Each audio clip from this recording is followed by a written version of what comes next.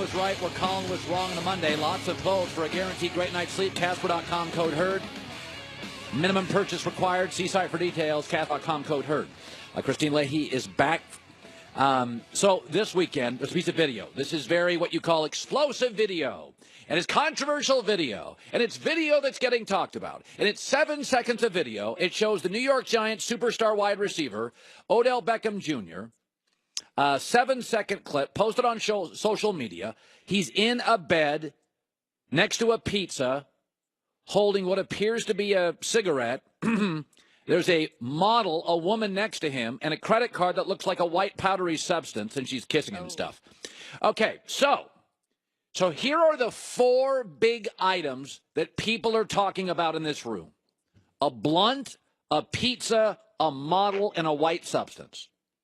Okay, 3 of those 4 I would have suspected would have been in a room with Odell Beckham Jr. in the offseason. A blunt, a pizza, and a model. I mean, in Europe, if you go to Amsterdam, you get a blunt, a pizza, and a model with your room key. I'm not outraged by this. He was in Europe as an American superstar on a trip with Ronaldo, who could be the world's biggest sports superstar. So let's get to number 4, because I'm clearly not bothered by a blunt, a pizza, and a model. Let's get to number 4, a white powdery substance. Let's see, a model and cocaine.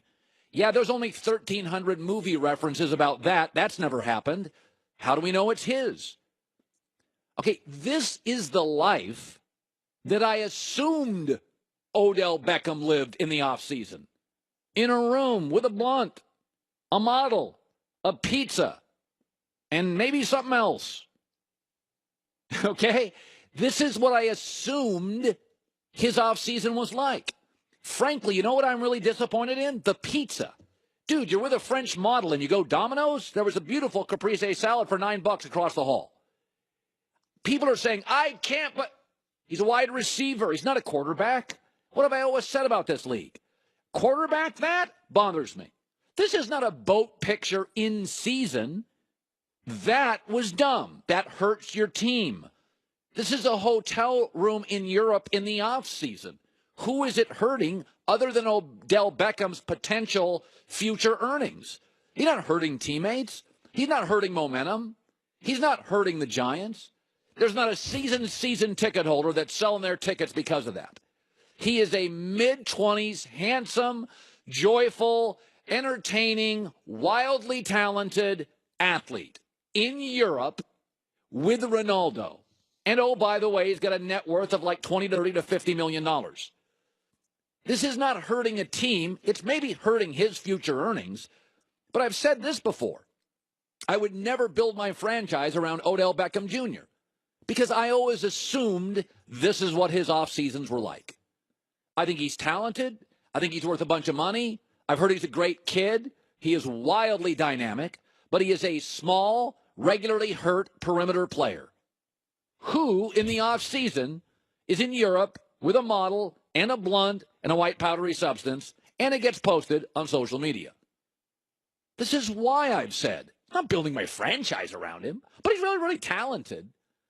But how many of you had a vision of Odell Beckham Jr., and it has been dramatically altered this morning? Really? You watch that 7-second clip and you're like, whoa, I thought he was the late Billy Graham.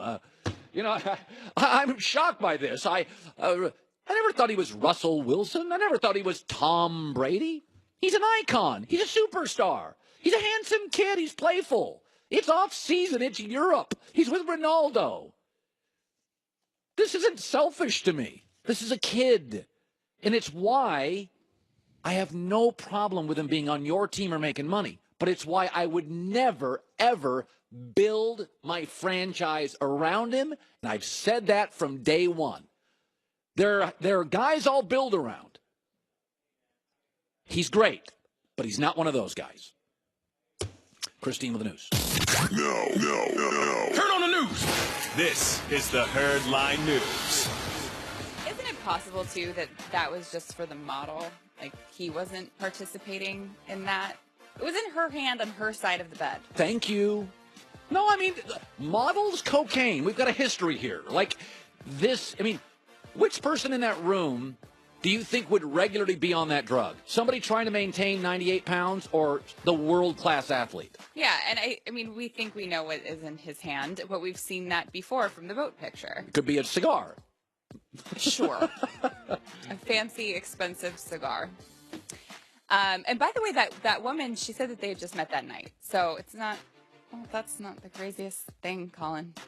I mean, I don't do that, but like some people.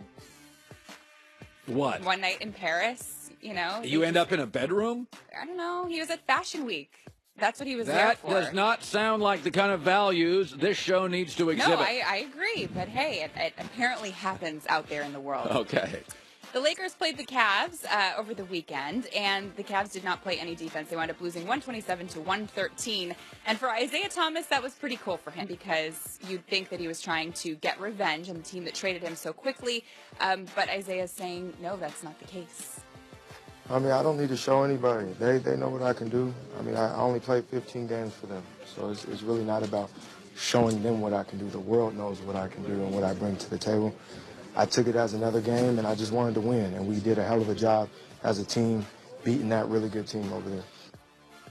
So he's saying that the Cavs knew what they had when they traded him. I mean, when I watch Isaiah Thomas, I go in between he drives me crazy and, oh, hey, nice shot. Why does he drive you crazy? He's 5'8". Why because he's 5'8", he drives you crazy? No, but his game sometimes. A lot of people who drive you crazy then. His game has some certain limitations to it, and he takes shots. He had a couple last night where I'm like, dude, come on. He had 20 points last night. I know, and he gets 20 points a lot, but I'm not. Sacramento would build around him. Lakers are not going to build around him. LeBron shouldn't build around Isaiah Thomas. I said there are he times should build around what he has right now. He's going to have all sorts of options. Please. Have you watched? Are you on Instagram? I have an account. I'm never on it. You have a fake account? Yeah. Really? Did you just admit that? No, the staff has it. I don't. Oh. Yeah. I feel like you have a fake account and you spy on people. No, I don't. I think you do. Okay. I'm just saying you should follow LeBron because his Instagrams have been particularly entertaining lately. Yeah. Anyways, the Warriors lost to Portland over the weekend, then they lost to the Timberwolves. So people are starting to wonder what is going on with the Warriors right now. And Steve Kerr says it is just because they are tired. I thought we forced some shots. I thought we rushed some shots. But, you know, guys are trying. They're, as long as the effort is there, I'm fine with some bad shots. It's just more than anything, it's, you know, we just looked a little tired. We looked like we had some good ones, too, that didn't go. But it's, you know, it's a tough part of the schedule, 3 and 4 nights in 3 different cities and flying all the way across the country yesterday. So with a team that's missing, you know, 5 guys, whatever. So I'm thrilled with the effort. We just couldn't quite get it done. Now, granted, they're missing Steph Curry, but I want to say I agree with them on being tired because did you have a hard time waking up this morning? Well, of course. It was daylight savings. We moved the clocks ahead. Spring forward. Yeah. Yeah, so you lose an hour. Spring forward, fall back. That's how you can remember. Yeah.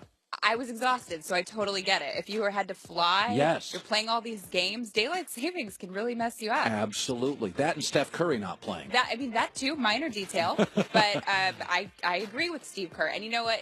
They're fine. If they're tired right now, be tired, take a nap. And they'll be good for the playoffs. Yes. Speaking of daylight savings time, Ed Orgeron, LSU's head coach. You know him, don't you? Yeah. Why are you laughing already? Ed's a piece of work. You have to listen carefully when he talks. Yes, you do. He got a little...